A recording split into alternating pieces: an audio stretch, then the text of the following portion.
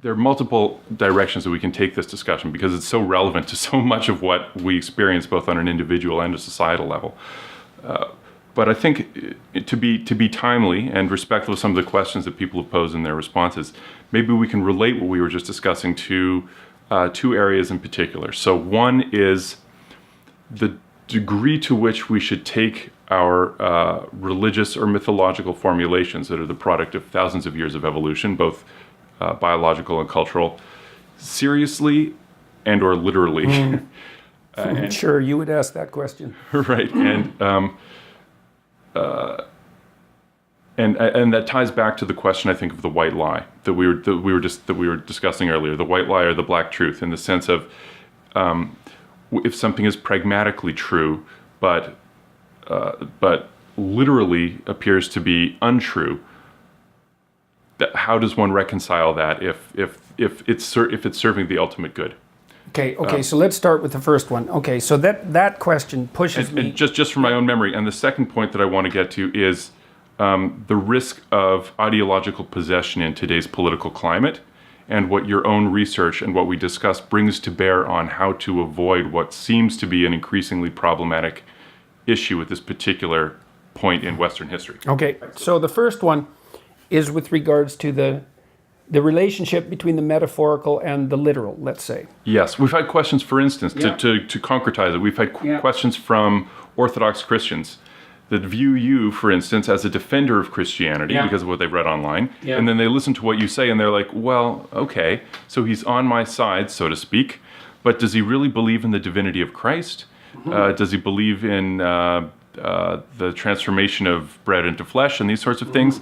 Well, of course, that depends on what you mean by believe and what you mean by divinity. Yes, exactly. So and the third issue, just to go from there, is, and if so or if not, what in Peterson's estimation is the role or importance of ritual and acting out certain religious precepts? Good. We'll start with that. Excellent. So people often ask me, "Do you believe in God?" Which I don't like that question. First of all, it's an attempt to box me in a sense. And the reason that it's an attempt to box me in is because the question is asked so that I can be firmly placed on one side of a binary argument. And the reason I don't like to answer it is because A, I don't like to be boxed in, and B, because I don't know what the person means by believe or God. And they think they know. And the probability that they construe belief and construe God the same way I do is virtually zero. So it's a question that doesn't work for me on multiple levels of analysis. But strangely enough, just as we were talking, the answer to that question popped into my head. I act as if God exists. Now you can decide for yourself whether that means that I believe in him, so to speak. But I act as if he exists. So that's a good enough answer for that. Then with regards to these other issues, the divinity of Christ, well, I would say the same problems with the question formulation obtain. What do you mean by divine? And also, what do you mean by Christ? These are very, very difficult questions. Now, I believe that, for all intents and purposes, I believe that the Logos is divine. Insofar as if by divine you mean of ultimate value, of ultimate transcendent value, yes, it's divine. It's associated with death and rebirth, clearly, because the Logos dismantles you and rebuilds you. So that's what happens when you make an error. When you make an error, some part of you has to go. That's a sacrifice. You have to let it go. Sometimes it's a big part of you. Sometimes it can be such a big part of you that you actually die, right, instead of dying and being reborn. Is there something more than merely metaphorical about the idea of dying and being reborn? Yes, there is, because those are associated with physiological transformations. What's the ultimate extent of that? That's a good question. The question is, what happens to the world around you as you increasingly embody the Logos? And the answer to that is, we don't know. We don't know what the ultimate level of this. Now, the hypothesis is, and it's a hypothesis that extends to some degree to Buddha as well. The hypothesis is that there has been one or two individuals who managed that. and that in their management of that, they transcended death itself. Well, then you might ask yourself, well, what do you mean by transcended death? Well, in the case of Christ, let's assume he was a historical figure for the time being, which I think is the simplest thing to assume. I think there's sufficient evidence to conclude that. You could conclude otherwise, but I feel that there's sufficient evidence to conclude that.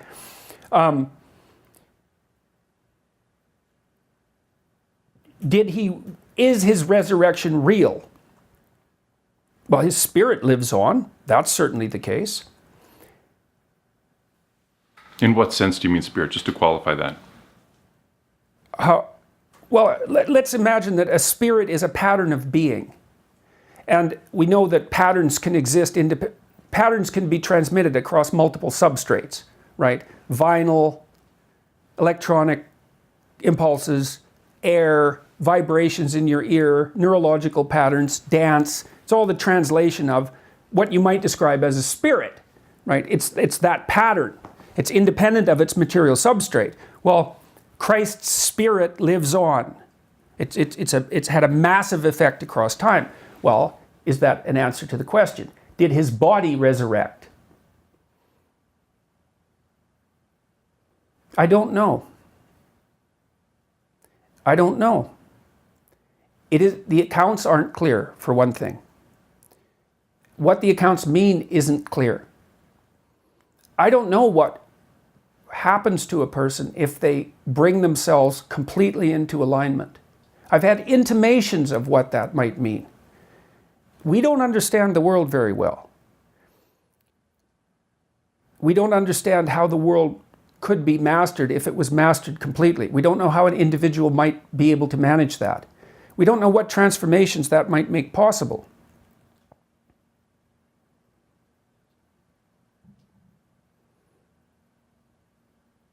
I'm going to do a series on the Bible. That's one of the things I want to investigate more thoroughly and formulate my thoughts about more thoroughly, because it is a crucial issue. A friend of mine said, and I wouldn't describe him, he's certainly not the sort of person that you would describe as a classic Catholic. He's an extraordinarily well-educated individual, and he's come back to Christianity with the most vicious of internal battles, and he said to me, he was the same person who made the comments earlier about the dominance hierarchy, and so he's very insightful. He said that it all falls apart unless you believe in the divinity of Christ and in the resurrection of Christ. And he meant that in a very fundamental way. And there's a way in which that's true, but I don't know exactly what it means yet. Like the metaphorical element of that to me is quite clear. The death and rebirth idea, yeah, you see that echoed all over. It's the most recent manifestation of that idea or one of the most recent manifestations, popular manifestations, is in the Harry Potter series, because it's full of deaths and rebirths of the central hero. Is it not a manifestation of hope for something beyond the finality with which of which we've become inescapably conscious? Well, yes, and of course that's the Freudian critique, right? He just thought about it as a wish fulfillment. Although the problem with that theory is, people also generated up the idea of hell, which doesn't, you could say, well, that's a convenient place to put your enemies and still put it in the wish fulfillment framework, but I think that's absurdly cynical. Right. People who believe in hell are terrified of hell for themselves, and in my estimation, they should be, because I also believe in hell, although what that means, again, is, subject to interpretation. Lots of people live in hell, and lots of people create it.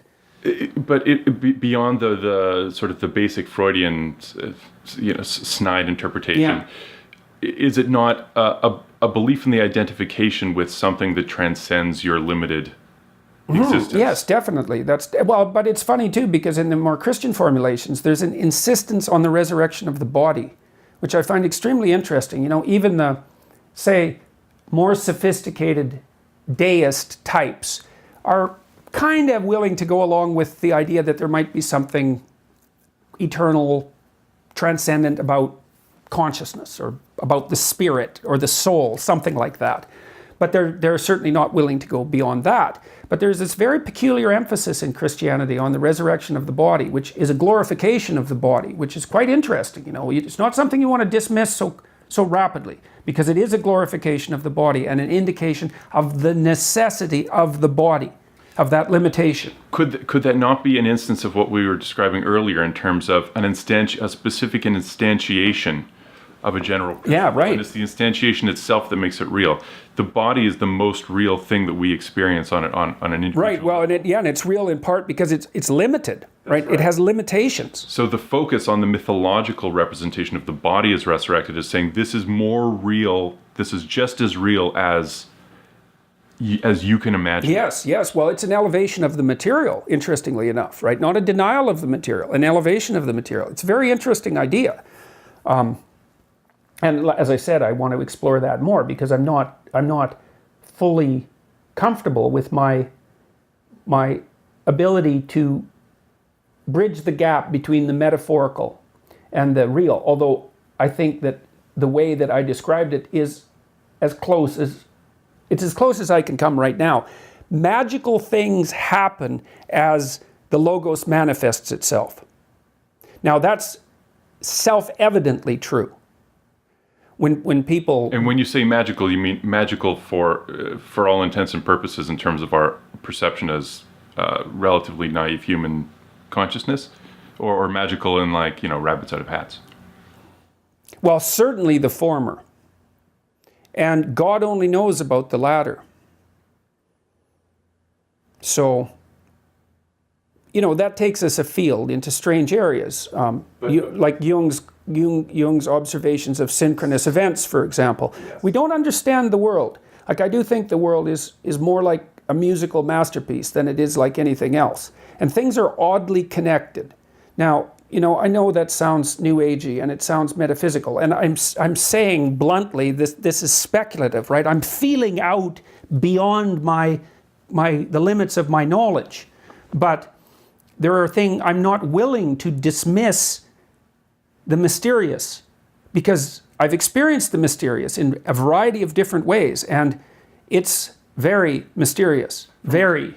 From a cognitive perspective, is that not the most rational position to take in any case? Because we know our cognition is inherently bounded by a whole range of constraints. Well, we certainly know that we're bounded by ignorance, and that there's far more going on than we know or can know. We do. The problem is that when you start to speculate, it's a projection of your imagination. Now, that's not necessarily a bad thing, because that is actually, knowledge advances through projection of imagination. But the problem is you can see yourself reflected back at you, and then it's self-fulfilling. So you can see what you want to see. That's right. And what you're describing reminds me of both what I've read and through my experience understood in terms of the Buddhist tradition as well as the Islamic Sufi tradition. They use almost identical metaphors as we were just using to describe this experience, in the sense that to experience the mysterious in its most pristine form, you precisely have to rid yourself of yourself to avoid those projections. You want a clean mirror, so to speak, is the symbology that's often used in Islamic mysticism, so that it best reflects what's actually mysterious, and you're not merely projecting your vain imagination. Well, that would also be akin to the idea that I presented earlier, that you want to speak and live the truth so that you don't muddy your vision, right? Because then you're blind and you will walk into things. That's why you tell the truth. You see, the problem is if you lie, you believe the lies. The problem with not telling the truth is you falsify your map and you will wander off the pathway. How could it possibly be any other way? And that's also precisely what, according to the scripture, Buddha said. He said, false beliefs are the problem, right? You have to rid yourself of these false beliefs. And if you follow that all the way through, then you will reach that. Then you have the soteriological goal, which may or may not be, an achievable reality. Right. It's an ever receding horizon. That's right, but it's nonetheless, that's what we're aiming for. Yeah, well, and it seems like the right aim. It seems like the right aim. And in Islamic Sufi mysticism, regardless, you can speculate as to the etiology of Islamic Sufi mysticism and its relationship to other forms of mysticism that predate Islam. The goal is precisely the same. It's literally the metaphors that are used are polishing the mirror, so that you best reflect what is divine, and in this sense, divine in terms of the Logos, the ultimate truth. And you're not muddying it with your own lies. precisely, Yeah. or purely inaccuracies, or so that there seems to be something fundamental that. Yeah, well, the fundamental issue is that you should get your map right. Right? I mean, the problem is that even if you try, it isn't clear how good a map you can make. But that's okay, because try as hard as you can, you'll find out. But it's certainly the case, and maybe it'll be a good enough map. Maybe it'll be an accurate map. You don't know. Independent of your inevitable ignorance, you can certainly stop being willfully ignorant and see what happens. And my sense, too, is that you don't get to complain about the structure of the world until you stop falsifying your relationship with it, because you don't know to what degree the pathology of your being is associated with the falsification. Because it's inherently bound up with your subjective experience, or if we can even subtract subjective. It's essentially bound up with one's experience. Right. And it's essentially because what you're doing is you're twisting and bending your value structure, and that's what determines the focus of your perception and your emotional responses, all of that. So get your aim right. Well, what's the aim? Truth. And I think it has to be nested in love. And love is the notion that, it's something like the notion that despite its suffering, being is good. And you should serve being. And that's a decision you have to make, because you can easily say, well, being is corrupt and evil. And there's plenty of evidence for that. So it's a decision. And so being is good. I'm going to serve good being. And to do so means to tell the truth. Well, then and then you play that out. And then the magic happens. And that I believe to be the case. I think I do believe in some sense that's self-evident. What you just described to me. So you're most familiar with the Christian theological tradition. I'm more familiar with Islamic Sufi and Buddhist theological tradition. What you just described is incredible, from my understanding of Sufism and other mystical traditions, in the sense that the twin principles that motivate the polishing of one's mirror, so to speak, are the principle of truth, ultimate truth, which is synonymous in the Arabic and Persian languages with God. It's one and the same, haq, and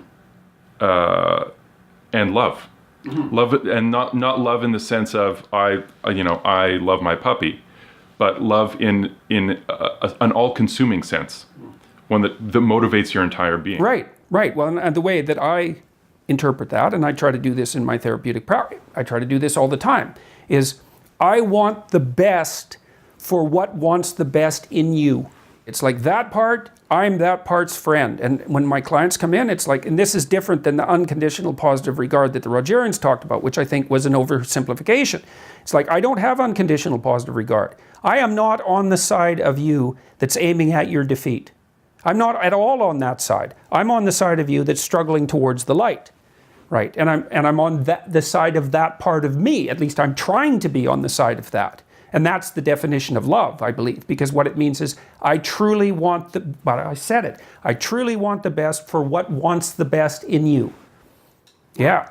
Okay. And people love that. They love that, man. If you're interacting with people with that ethos in mind, they find that, well, I think that's partly why people are responding so positively to my videos, because that ethos informs the videos. I'm saying I'm trying to figure out what's the best for us, really, like the best, not the best for me, although that's part of it, because here I am, and I'm in the game too. But I'm so greedy, let's say. I don't just want the best for me. That's not enough for me. I'm too greedy for that. Maybe I'm too selfish for that. I want the best for me in a way that's the best for everyone else too, because that's even better. And I think, well, that's another interesting thing about being bounded by death, is that you have nothing to lose. You might as well aim for the highest goal, because what have you got to lose that you aren't already going to lose? Nothing. And you have everything, hypothetically, to gain.